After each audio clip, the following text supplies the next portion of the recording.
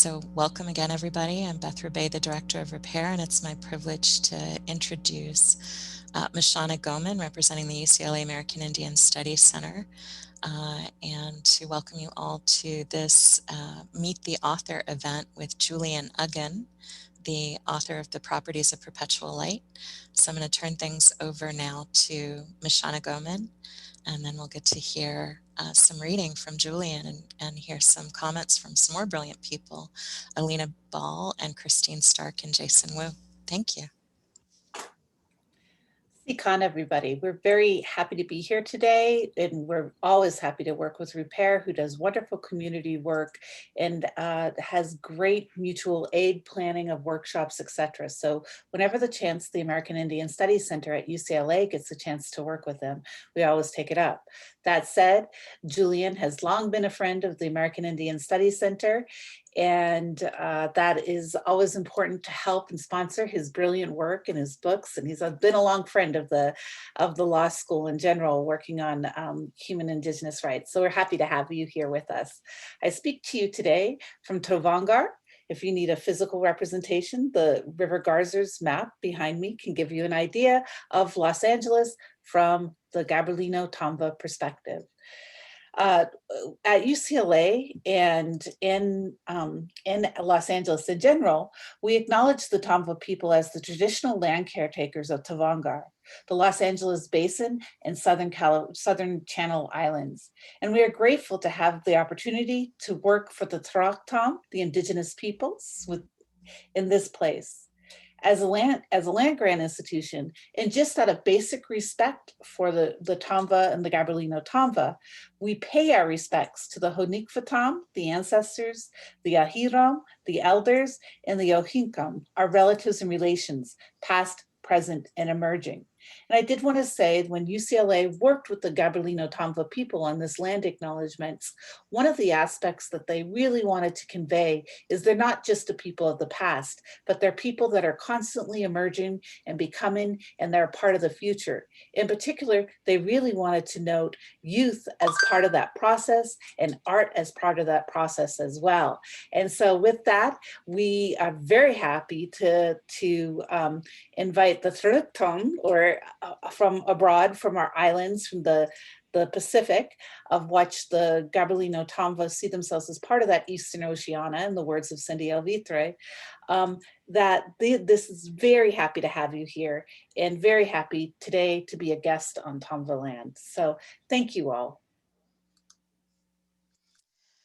Thank you. And I now want to, with no further ado, turn things over to Julian Aguon, our very honored guest today. We are grateful to have him as a board member of Repair. I am exceptionally grateful to have him as a friend and chosen brother. And I can't say enthusiastically enough how important it was to me to read this book last summer, as Julian was initially sharing the draft of it with his readers. It moved me more deeply than I can express, and I'm really excited to have more people get to hear him read from the book today. So without further introduction or ado, I'm glad to welcome Julian Aguon.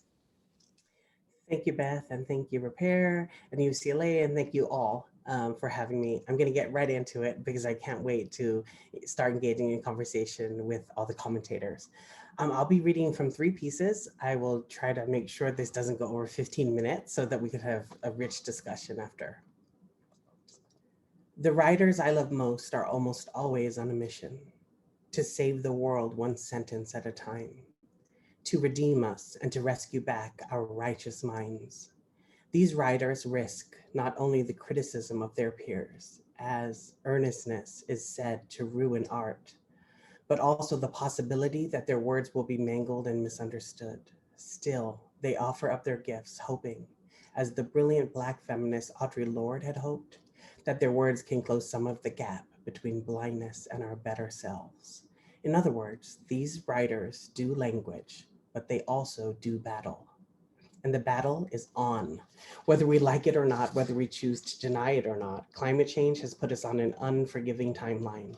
If the Intergovernmental Panel on Climate Change Special Report on global warming of 1.5 degrees Celsius is to be believed, We have about 10 years left to get our collective shit together, curb our emissions, and ensure the future habitability of the Earth. Ensure there is a future. And the questions fall to the soul like dew to the pasture. Where do we go from here? What do we do with our desolation?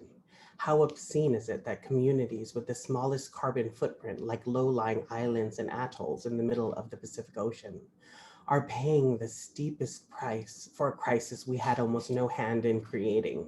How do warm-blooded longings for equity and justice figure into global discourse dominated by the cold language of mitigation and adaptation? How do we stay sane as well as sentient? As the luminous author activist Naomi Klein puts it, how do we stay human in a warming world? This book, sadly, does not answer any of these questions, not directly anyway. This collection instead attempts to trace the arc of the morally strenuous spirit that drives so many writers to take pen to paper.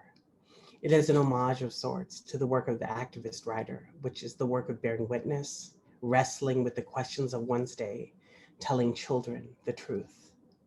This book collates a wide range of writing penned for various audiences to mark a variety of occasions, from graduations and protests to birthdays and funerals, even an impending nuclear threat. Some of these pieces were not originally intended to be shared, but rather were adapted from old notes and journal entries written at particularly memorable moments in my life. What connects all of them is not their subject matter, but their spirit, which more than anything else is a spirit of insistence. All of them, in their own way, insist on life, no matter the hour, even at the hour of death. There is a Catholic prayer for the dead that children in Guam learned early on, our parents having dragged us to more rosaries than we can remember. While the prayer is beloved by Catholics everywhere, here we cradle it closer than most, if only because there's just so much death. When a loved one dies, we descend upon a family member's home or the village church to pray for 9 nights. In unison, we say, "Eternal rest grant unto them, O Lord, and let perpetual light shine upon them. May they rest in peace." I have recited these words thousands of times, yet it is only now in compiling this manuscript that I've truly reflected on their meaning. In one of the entries included here, a commencement speech I gave to the graduating class of my former high school, I talk about how reading Paulo Coelho's The Alchemist recalibrated my thinking about what it means to be a self-actualized adult and what it takes to become one. In the speech, I tell the graduates that the only way to successfully make the journey from adolescence to adulthood is to learn how to get quiet. That is, to quiet down the noise of other people's opinions and to take instruction instead from one's own heart. I tell them of a beautiful exchange between the alchemist and the boy after days of traveling the desert, where the alchemist explains that those who are interested only in gold do not understand the secret of alchemy, for lead, copper, and iron all have their own destinies to fulfill, and anyone who interferes with another's destiny will never discover her own. This exchange has stayed with me, like a pressing on the chest. I think I finally know why. In our spiritual lives, as much as our material ones, the same insight applies. In the same way that the earth metals have different properties, so too do their spiritual counterparts, like hope and faith. What is hope, for instance, if not a stubborn chink of light in the dark? What is faith, if not setting out in that same darkness, with only our belief in the light to guide us? And what of perpetual light? What are its properties? We know from the Bible that the only thing to ever precede light is love. I think that's it. Perpetual light is the ancient beauty. When we recite the prayer for the dead, we are asking God for our loved one's safe passage, and we are offering up the only thing we have, our love, to light their way. This book is a little like that, like a love letter to young people. It seeks to call them forth, to do language and to do battle, to write as if everything they love is on the line, because it is.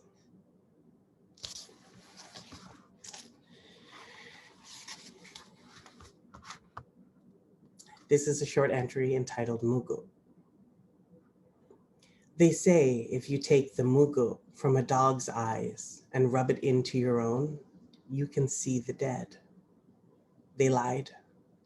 I know because I tried after Dad died. Rubbed more mugu in my eyes than I care to admit. And that's not the crazy thing. The crazy thing is I didn't have a dog. So I settled for strays. Chased those poor dogs all around the neighborhood because beggars can't be choosers.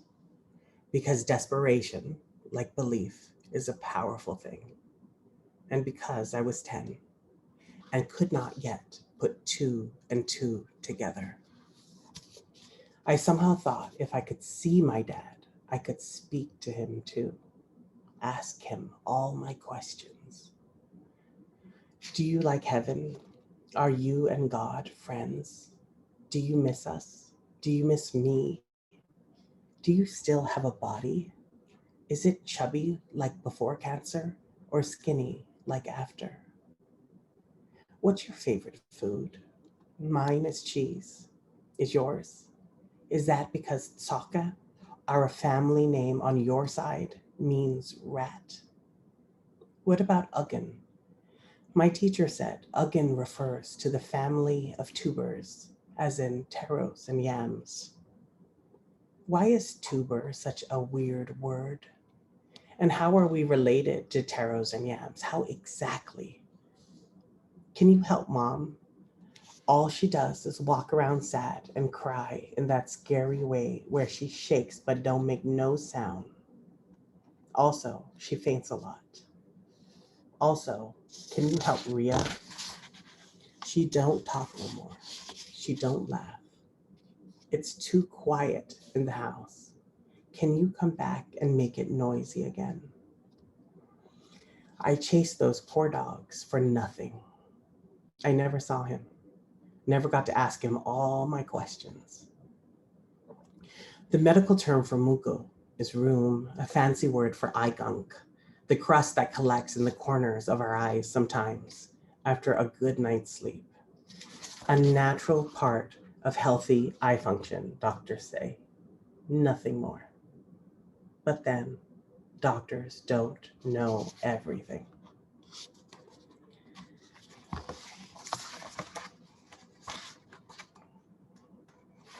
This is an excerpt from a piece called Reflections While Driving, and it's a piece that I penned on the eve of the government of Guam's decision to appeal Davis versus Guam, which is a bitterly long legal battle in the federal court system, where I, as lead litigator in the case, argued first before the U.S. District Court of Guam, and then the Ninth Circuit, and then cert was ultimately denied by SCOTUS. And this is a case that means probably more to me than any case I've ever argued. And actually, before I even begin reading it, I have to thank Addie Rolnick, who's actually on this call. Addie is one of my truest ride or dies, one of my best friends. And those years would have been bitterly, bitterly, bitterly lonely without her. It's actually sort of hard to, it's sort of hard to talk about Addie without crying. This is recording, right? Okay, give me 1 second. Wow, I didn't expect to cry on this.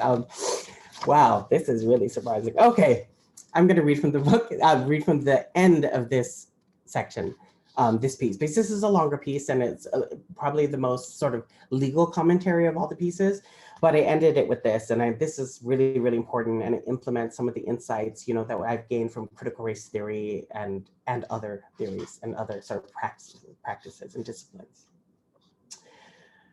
This is, again, after we lost the case and on the eve of Guam's decision to appeal the case. Despite this, I hesitate to use the word disappointed to describe how I feel about the decision. Disappointed is a lover's word, and we should stop using it, at least to describe the American legal system and the judgments it produces. Not once since 1898, America's imperial meridian has this country been able to come up with a satisfactory legal justification for maintaining its constellation of overseas colonial possessions? Territories deemed not to be a part of the United States, but rather to belong to the United States.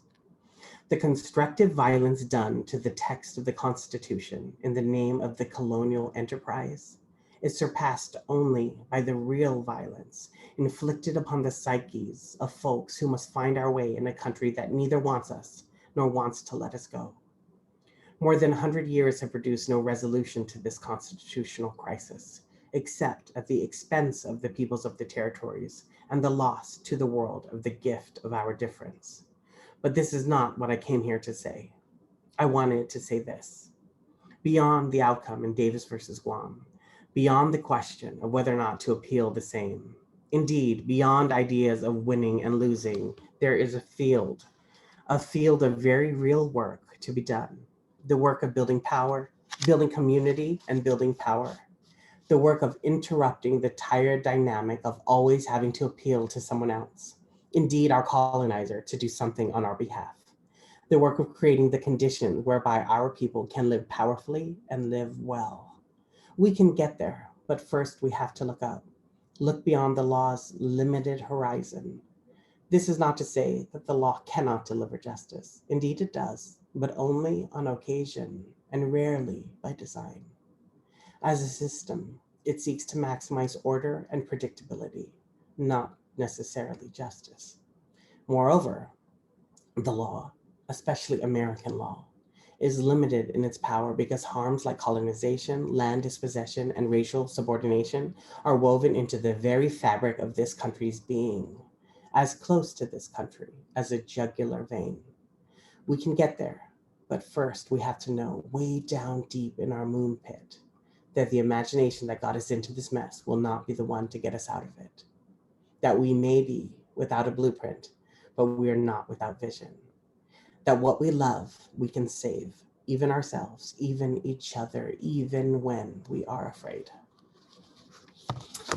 And I'm only reading one more, another short entry, and then I'm done and we open it up for the party. This piece is called Nikki and Me. It was 1996. I was in the 9th grade and on a bus on my way home from school. Our usual bus driver, a bald man with sad eyes, whom we were convinced was having an affair because he listened to Mary McGregor's 1976 hit, Torn Between Two Lovers, every day like it was fresh, had taken some time off, or so we'd assumed, because all of a sudden we had a new bus driver, Mr. Q, a man with a full head of hair and mean eyes. Mr. Q hated Chucky's people. We knew this because he made life a living hell for Xavier, or X, the one and only Chucky's boy on our bus. Mr. Q scolded X constantly and for no reason. Once even yelled at him to sit up straight even though the whole bus was slouching. He mocked him, made fun of his 2 gold teeth, meted out punishments for non-existent crimes. One day, Mr. Q handed one of my classmates, an emotionally disturbed boy whose parents were getting a divorce at the time, a pencil, a sharp one. Then he whispered something in his ear, looked at X, then looked back, whispered something else, looked again, looked back.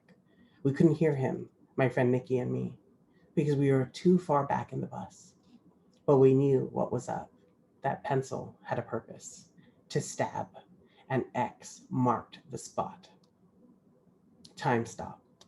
We looked at each other nervously, but say nothing. Looked down at our shoes, then up at each other, down, up, down, nothing. Then, in a flash, we're up and out of our seats, charging the front of the bus like a pair of raging baby bulls. No plan, nothing. Not a clue as to what we would do when we got there, just 2 small stomachs turning over one thought. There was no way on earth we could live with ourselves if we just sat there, silent, staring at our shoes. We got there in time, luckily. We also got thrown off the bus. Yep, Mr. Q was a real bastard. So we walked, Nikki and me, the whole way home. More than 3 miles, uphill. I can still feel the weight of my bag. I can still see it, blue with a brown bottom. But it's not the walking, I remember, really. It's the talking. We told each other things that day that neither one of us had the nerve to say before. I told her I liked boys, and that scared me. She told me she was almost raped, and that scared her. We talked about Ray, our friend, who was the most beautiful boy in Mount Santa Rosa, who hanged himself just before school started, before any of us could stop him, before any of his dreams could come true.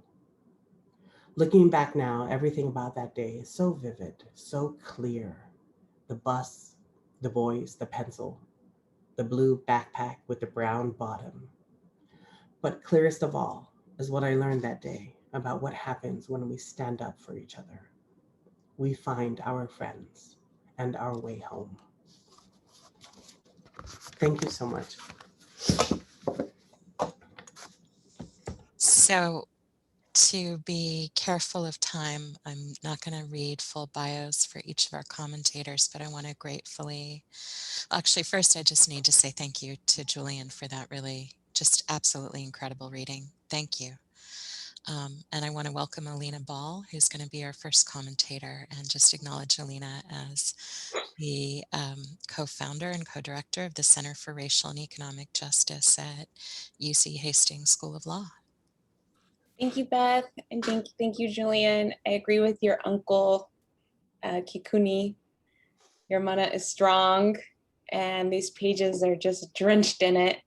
I really enjoyed reading the book. It was such a welcomed break from what I usually read as a social justice legal scholar. And I had to sort of laugh at myself for even describing myself as a social justice legal scholar, but I'm learning from you and I'm trying to step into my power. So that's why I said it like that. And I anticipate that it's gonna take a long time, definitely some reflection, perhaps rereading and listening to you discuss the book. So I want to be quiet and listen to you for me to have any coherent response to this book. But I thought what might be useful in just the few minutes that we have together would be for me to just sort of highlight a few portions of the book that really stood out to me and just say a couple words about why. And then I have a few follow-up questions there. And then perhaps you can respond to any of these comments and or questions as the spirit moves you as you see fit. Okay, so the first one I just sort of put under the theme of education equals love, and something that really struck me as an educator was your description of love, or at least your description as it resonated with me. So perhaps that's the question, is whether or not I'm even getting this right. If I had to paraphrase it, I would say the part of what you share is that love is to enlighten. To love is to enlighten, right? To love is to teach the truth. To show and to educate in truth is to show love. And then connected to this, you talk about reading as disappearing into the text. So these were just two different things that sort of struck me as an educator, and I was wondering if you could speak to your experiences, both being educated and also educating. And how did you come to these definitions is something that I would sort of add to that. I'd love to hear you speak on if that strikes you and you wanted to comment there. No, do you want to do them all first? Yeah. And then I'll be quiet and then I'll let you talk. We take notes then, because I may lose track of you. Okay, go ahead. Okay, so then I have homework. Okay, so then the second theme I would love to get any thoughts that you have to share on is just on the theme of indigeneity. And it struck me as I was reading your book how little nonfiction I read by Indigenous authors.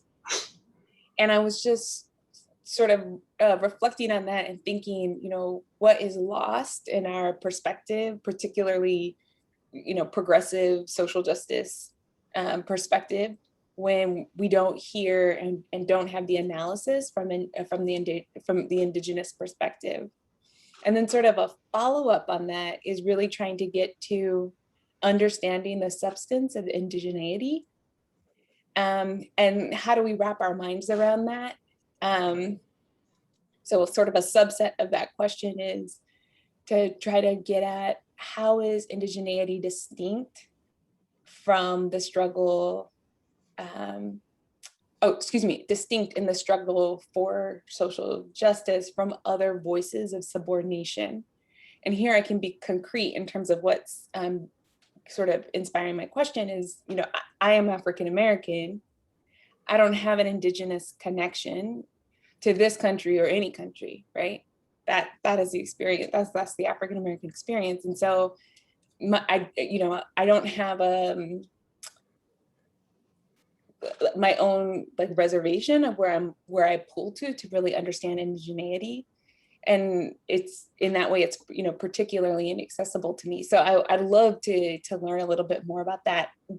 But connected to that same question is that your writing really builds on African-American authors and traditions, right? And so in some ways I was feeling like, oh, wow, I'm getting privy to something new and distinct.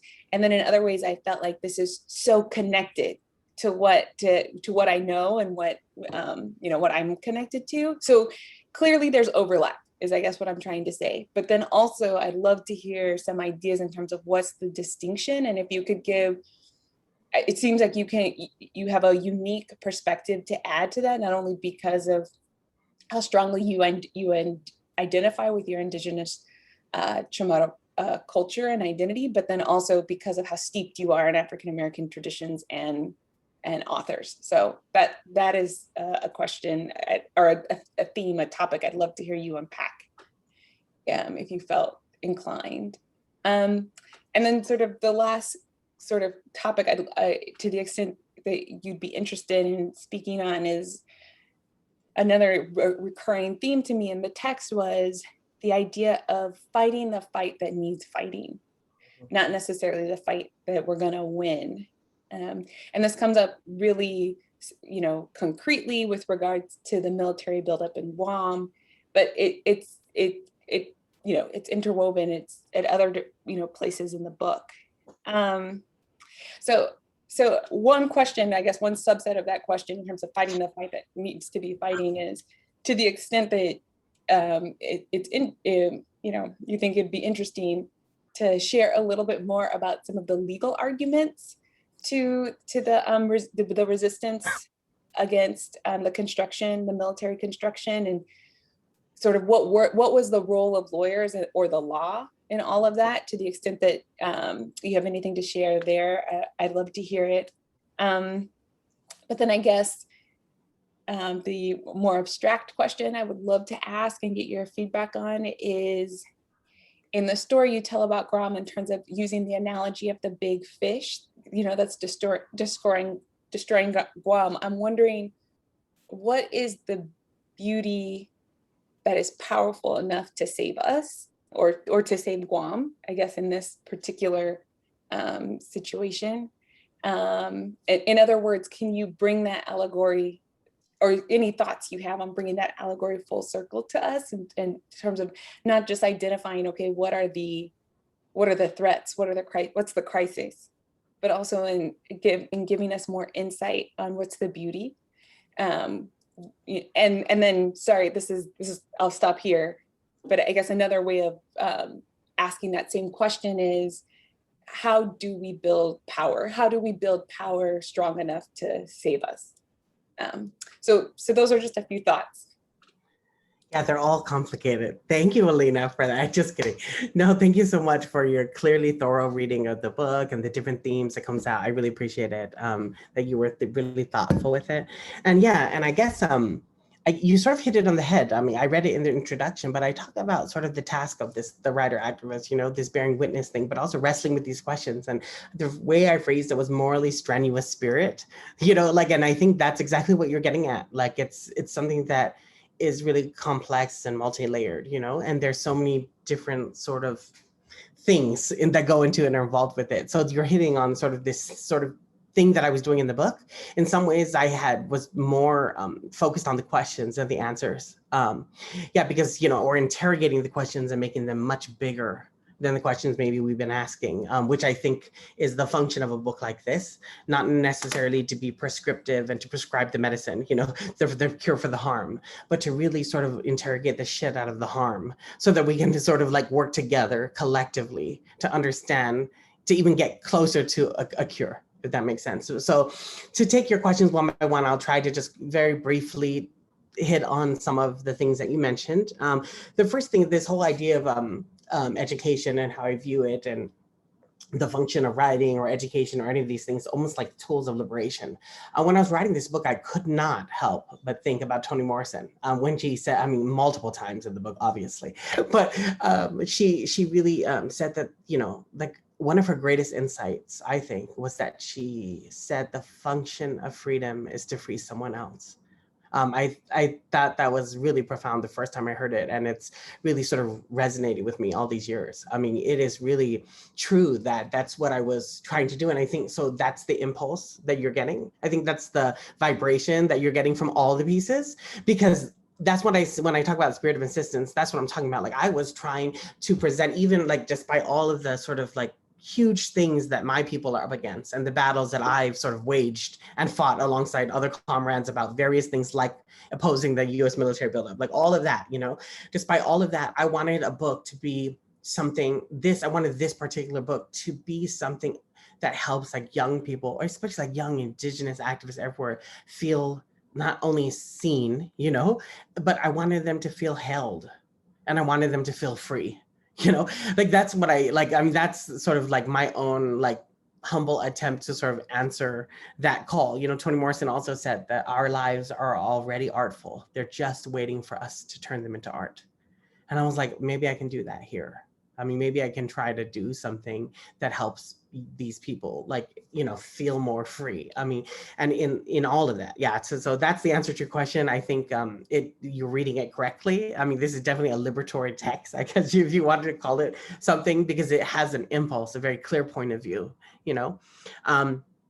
I agree that more people should read nonfiction by Indigenous authors. Granted, there's a lot of great fiction. Like, God, even Tommy Orange, his recent There was great. And there's so many Indigenous writers. Everyone on this call can probably name tons of Indigenous writers there. But in terms of nonfiction, I think you're right. I think we do need to understand more about how Indigenous peoples, including scholars and non-scholars, are kind of just getting together and saying something very specific about sort of what their work is, or how to implement Indigenous people's ideas and knowledge, into the current world order. Like I think Leanne Simpson's As We Have Always Done was really great.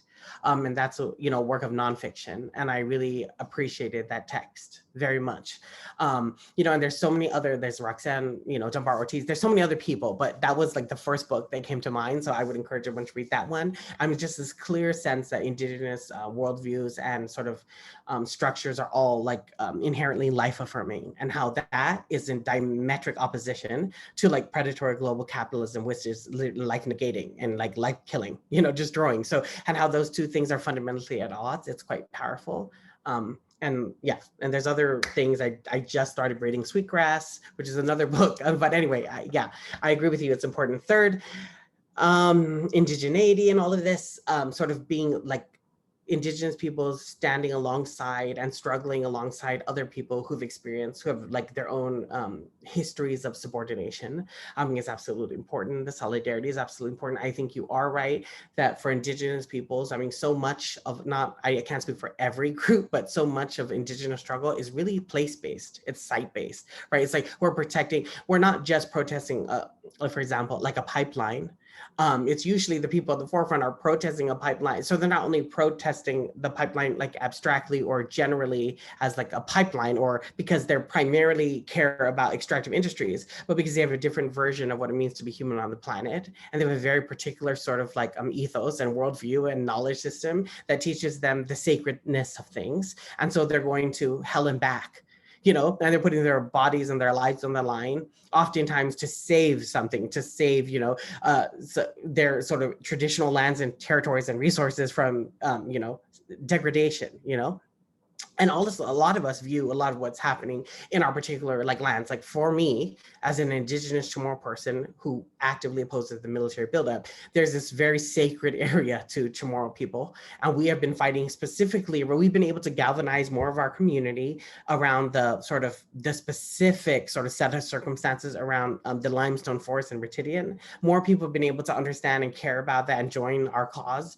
precisely because that's where our traditional medicine women go often to gather the plants that they need to make our traditional medicine. So it's very always like site-based. And I get what you're saying. For indigenous peoples, often our demands look a little different, and they are, because like for people whose like native land groups whose lands were stolen, it's clearly a land back demand. But for others, it's just like, don't, you know, build a pipeline here. But you'll notice that that's what it is. And in this way, the book is very, very place-based. It's all about Guam, but it's all about the world too, like, you know, and I hope people like you and everyone else can come in, step in and connect.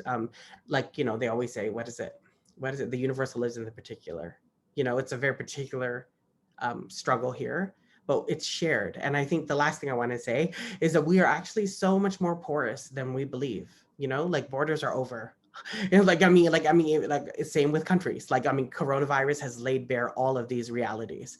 You know, like this, just all our fanciful notions about borders. I mean, but we're all more porous. And I think our literature is more porous as well. Like I clearly borrow from, I was so clearly inspired by In Search of Our Mother's Gardens, Womanist Prose by Alice Walker, Audre Lorde's Sister Outsider, Toni Morrison's Beloved, and many other works. I mean, it was just like bell hooks. I mean, everyone, I can go on and on and on, you know, but I've gained so much and learned so much from those traditions, and I celebrate them, even if I'm also aware that I have my own. Thank you so much, Alina. Was that mostly good? Was that mostly thorough? Yes, that was amazing. Thank you. Thank you, Julian. Thank you, Alina. And I next want to welcome Christine Stark. And again, I'm going to skip detailed biographies, but I want to just acknowledge Chris as an incredible Indigenous author in her own right, and as the author of the forthcoming book Carnival Lights. And Julian and Chris are having a reciprocal commentary. So we will be back next month on April 14th. Unfortunately, our registration link is not yet live, but if you'd like to save the date, it's April 14th at 5 p.m. And so Chris will be reading from her new novel, Carnival Lights, and Julian's going to be joining us as one of her commentators. So again, I want to thank and welcome Chris Stark, who has some more comments to share about the properties of perpetual light. Bonjour. My name is Chris Stark. I'm Anishinaabe and Cherokee. I come from those people and from those nations here on Turtle Island. And I want to thank Beth and her organization for inviting me. And Julian, I want to thank you for, you know, allowing me to be here and comment on your wonderful book. I love your book. We're having a little bit of a hard few weeks out here in Ojibwe country. We've got a lot of stuff going on with the pipelines coming through. And so this reading your book actually is very emotional for me. So I'm feeling a little emotional about it. I love the way that you weave all of these different aspects of who you are, what you do in the world, how you see the world, your experiences. And, you know, when you said we're porous, that was really, I was like, that's a very good description of my experience of your book, is just this like effortless weaving through all these different ways that for a lot of people, it can be very difficult. You know, we feel like, well, we're Indian here, you know, we are in the white world over here. And I love that. It's like you're dancing through it and we move with you, and it's very enjoyable. And your leaps of topic and your leaps of focus and your use of language, it happens so nicely, and it's just such a pleasure to read it. I love how you're mixing, you know, the poetry with the prose. The poetry is just beautiful, and the prose is it's very very unpretentious, which is just lovely to read. And then you'll just have this like turn of an image or turn of an idea that just goes, wow, that, you know, it's just everything you ask for in good writing, right? You know, just that little surprise, like all the writing professors like to talk about, you know, bring us something fresh, give us a little surprise there. And you just do that. And it just goes so well. And we move through time with you. We move through space, through cultures. I love when you're talking about the ancestors and the ways that you describe the plants. And, you know, like for instance, in No Country for 8-Spot Butterflies, where you say in Guam, even the dead are dying. It just like, you know, it's just one of those profound thoughts and so relatable here from, you know, Indian country in northern Minnesota, where we have Ojibwe burial grounds being bulldozed so that they can, you know, build a grocery store, you know, and they're not supposed to do that, of course, but of course they do. And then just the firing range over the ancestors' burial grounds just like brings that surprising statement into that moment of aha. And one of the other things that I appreciate so much is your move from the global, from these big issues. You're a big, important lawyer. You're arguing all these, you know, huge cases and ideas and, you know, things in the world that are just so important. And then you take us down to the level, you know, like of the plants with your auntie, right? And her need to heal you. Well, her need to give you the plants who heal you, which of course is also one of our ideas, right? We don't heal other people. It's the spirits that do that. But I just love it. I love it so much how we move from, you know, those big global ideas, and then we get brought down to the caterpillar, and then the comparison with the name of the machine that is destroying these ecosystems.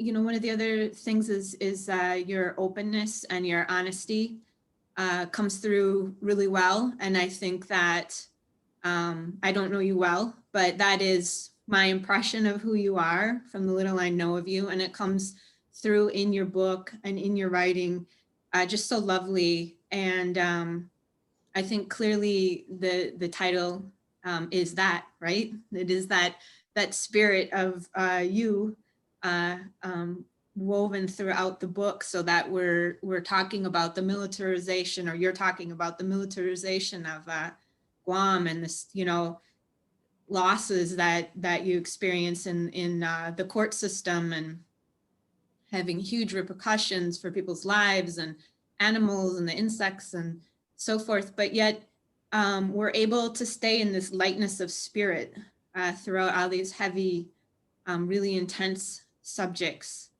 And, you know, that just brings us right back to your title of Perpetual Light, which I just love. I just love how it all weaves together. And just what a big love for life. That's how the book reads to me. Just a big love for life. And you know, I think that is just really evident that you have that spirit in you. And I don't want to go on and on. I didn't actually prepare any questions for you. I thought about it, and then I was like, oh, you know, I don't know, maybe I shouldn't just comment on it, so I don't have to, you know, put him on the spot with some question that he doesn't really want to answer or something. But you know, the other piece here that just, like I said, you know, in the beginning, that just resonated, you know, with you, is when you say the pipes of everything I've wanted desperately to stop are being fitted and laid, despite how wide our movement has grown and how fiercely articulate the generation rising to challenge the changing tide. You know, we are losing. And certainly probably all of us on this call can really relate to that.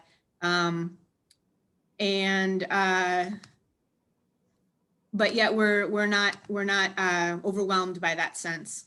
And in your book, we're not overwhelmed by that sense. And we know that there'll be losses, and we know that we keep going. And then you read one of my favorite ones in there is the bus one, and you end that one with, we find our friends on our way home. And you know, losses and wins, however we tally those up, you know, your book makes it clear that we can keep going by doing that, finding our friends and finding our way home. So, you know, thank you for writing this. It's just really a wonderful book. And I think it's going to do really wonderful things in the world. So, miigwech. Thank you so much, Chris. That's so awesome. I really appreciate it. Yeah, I need to echo that. That was really beautiful, Chris. And it's my privilege and pleasure last to introduce Jason Wu, who is, among other things, an attorney with the Legal Aid Society of New York and just a really amazing voice in legal advocacy. So I'm delighted to introduce him as the third and last commentator on the Properties of Perpetual Light. Hi, everyone, and thank you for having me. I'm thrilled to be here. I met Julian over 10 years ago, back when I was a law student, and I was blown away by your voice, Julian. And I found you to be incredibly inspiring, and I'm still inspired by you. I feel very privileged to have had the opportunity to read your book. It's something that I think that really helped me, like during this pandemic, to be able to have access to it. And I think that that your writing, it touches on the pulse of the moment in so many ways. And I won't repeat, you know, all of the things that Alina and Christine said earlier. I share in kind of their assessment and praise of the work, because I really think it's beautifully written and it's so timely. Part of what I've been thinking a lot about is questions around abolition. And your writing, you touch on Black feminism, and I think you give reference to Angela Davis towards the end of the book. And I think that from my vantage point, you know, a lot of the struggles that I'm involved with around abolition is focused on policing, the prison industrial complex, questions around defunding the police and things like that. And I think that there are parallels, obviously, that abolition is more than just prisons and policing, but it's also thinking about borders, it's thinking about militarization and colonization, which you write so eloquently about. And so for me, I saw a lot of parallels between movements and different political formations in which your book speaks to what's happening in different places around the world, including in local struggles that I'm a part of and that I see and that I share in. And so I'm interested to get kind of your thoughts around how you see your writing in relationship to abolition, abolitionist writing, thinking, theory, movements. One of the things that you wrote about in the book was around the idea of imagination. And I'm going to just quote really quick. You wrote, "Growing up in Guam, we constantly hear the word we can't. We are always hearing about what we can't, what we don't have, what is not possible, what can't change. We become fluent in the language of limitation. So many of us so early on in life give up on our dreams. We place our dreams in boxes, seal them shut, and shelve them somewhere just out of sight. Maybe that's what colonialism looks like, dreams under duct tape." And so I think that, to me, that resonates with a lot of the possibilities around abolition. The idea of transformative change. Ruth Wilson Gilmore talks about we have to change everything. And I think in many ways your book touches on the need to address, you know, what Angela Davis calls intersectional solidarity, whether we're talking about environmental justice issues, self-determination of Indigenous people, militarization, colonization, climate change, all of these different things. And so before I offer it back up to you for a response, I also just want to share. So Ruth Wilson Gilmore, she says, "Abolition seeks to undo the ways of thinking and doing things that sees prisons and punishment as solutions for all kinds of social, economic, political, behavioral, and interpersonal problems. Abolition, though, is not simply decarceration, put everybody out on the street. It is reorganizing how we live our lives together in the world. And this is something that people are doing in a variety of ways throughout the United States and around the planet already. It is not a pie in the sky dream." And then I also want to offer a quote from Angela Davis, where she says, "Abolition is not primarily a negative strategy. It's not primarily about dismantling, getting rid of, but it's about re-envisioning. It's about building anew. And I would argue that abolition is a feminist strategy, and one sees in these abolitionist demands that are emerging the pivotal influence of feminist theories and practices. And so I want to just offer that back up to you. How do you see your work in relation to abolition, abolitionist Black feminist thinkers and movement builders? And then also, if you want to touch on maybe the relationship between your work and also critical race theory. Oh, that's great, Jason. Thank you so much. One is I'm clearly influenced by sort of all the thinkers, especially the Black womanist thinkers that you've mentioned, you know. But really concretely, I think one of the things that I would love to see this book do is just help sort of, I don't know, basically breathe some new life into this whole demilitarization conversation. For example, I think there's a lot of gains to be had that have so far not been materialized. I mean, that is, I think there's been a conceptual failure to link, for example, the defund the police demand with the defund the Pentagon one. I mean, that's like a continental within the US versus internationally. And the US is doing, it's policing the world, you know, and it's and all of that policing and all of that sort of like heavy duty, hard power projection, militarist sort of stuff. It really greatly endangers my own people. I mean, and like the US is constantly in everywhere around here, including the South China Sea. I'm not sure if you all are aware of this. I'll just let you know. But I mean, not only was Guam threatened directly by North Korea with nuclear weapons, and then the US and the back and forth, right? Because there was just, it's almost like playing chicken with nuclear weapons, which is like fucking chilling, you know. But also this, like right after, it was like China had launched also 4 ballistic missiles into the South China Sea. But the thing that people don't know is one of the missiles was actually nicknamed Guam Killer. So we are directly in the crosshairs of all of it. You know, our lives are on the line, so to speak, but, you know, we're not even spectators in the great game that's clearly afoot. You know, it's, you know, and that's being rendered invisible. And that's part and parcel of that sort of white supremacist, militarize the world project, you know? And so I think if we, like in the US colonies, could better link our struggles, if we could have more of that intersectional solidarity so that Black Lives Matter movement can connect with the call for demilitarization here in the Pacific, it would be so powerful. I mean, Cornel West recently was the one who made that link very explicit, and I was so happy to see it in one of the big op-eds that came out, because I was like, wow, we've literally been talking about that for like this whole year and a half. I mean, like, you know, and honestly, like 2020 was the year that all of America's chickens came home to roost at once, you know? So like Bob Marley said, I think it's like a time we burn our illusion, you know, all of these like borders, they're all gone, you know? So like intersectionality is not, you know, an option, it's the option. It's like the only way forward at this point. And that's why, I mean, it's a little daunting sometimes, because people who love to see themselves as more practical or more centrist or more et cetera, are all about sort of like hedging their bets, you know, on the one hand A, on the other hand B, you know. On Monday I'm very pro A, on Tuesday I'm pro non-A, you know. It's just, my God, it's like this fancy dancing that we do, right? And so we've like had this weird, like, all of our intelligence is just scrambled, you know. And I was like, we need to be very clear too about the intersectional mandate and what we're going to do and what that would look like, and how we elevate the perspectives of those truly most marginalized, the most vulnerable, like Mari Matsuri would say, looking to the bottom. You know, it's just very clear stuff that we need to do. But I think that is like such a first step. So yeah, I'm with it all the way. And I think that's how we need to sort of do it. And it sounds overwhelming, but if we have each other and there's more and more and more and more of us, we can do it. We can demand that everything change. Thank you so much, Jason. I really appreciate that.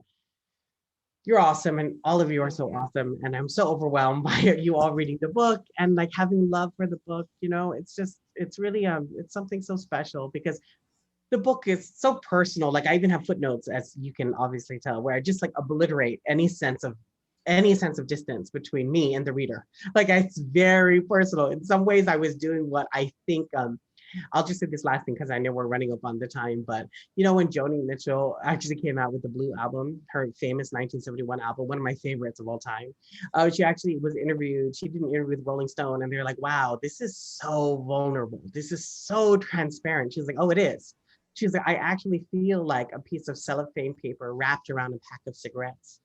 I have no defenses at the time, and therefore the music didn't either. That's what, it's such a gift to be that open have that much generosity of spirit. And I was like, I could try that too. I could be like, cellophane paper too. I can write a book where it's just all there, and there's no hiding and there's no fucking arrogant bullshit. I mean, sorry, that's like, honestly, at this point in my life, what I'm no longer capable of doing is reading arrogant writers. I just cannot. I have no interest in coining a word. I have no interest in being the first. I can't. I'm done with it. I've had it. I can't even stand reading law scholarship anymore. I hate law articles. I just sort of hate so much writing that's being done, and I don't want to read any of it. So I was wanting to write something that feels loving, that feels, like I was trying to build a fire and trying to warm as many people up as possible. So I really appreciate that you all love the book and are excited about it and are helping welcome it into the world. So thank you. Wow. So again, Julian, I just want to express tremendous gratitude, and there really isn't a way to fully express it. This book is an extraordinary gift. It took a lot of strength of spirit to write it, and you infused it with not just so many things about who you are, but so many things that have been given to you. There was so much community, so much presence, so much ancestry and history built into this book. You did that very difficult work of figuring out how to be a perfectly imperfect voice for people who were not going to be able to write a book themselves. And I really am so grateful today to have gotten to hear you read, to have gotten to hear you in dialogue, and to have the opportunity to make more people aware that this is a book that we all need. So I will share in the chat again the link to the purchase. For those who would like to pre-order a copy, it should be out later this month. And I hope many of you will come back in April, on April 14th, to hear Chris Stark read from her book, Carnival Lights, and to hear Julian Aguon in conversation with her about her also amazing book. We've got two real gifts coming to us this year, which at a time that we really need them. So thank you everybody for joining us. Audience members, if you have more questions, we'll end the recording, but I think we may have time for a little more dialogue, although I know Julian has a Saturday in Guam ahead of him. So please feel free to hang out for a few minutes. And for our after audience who are watching the recording, we're grateful that you got to hear this, and we thank you for watching the archive. So take care, everyone.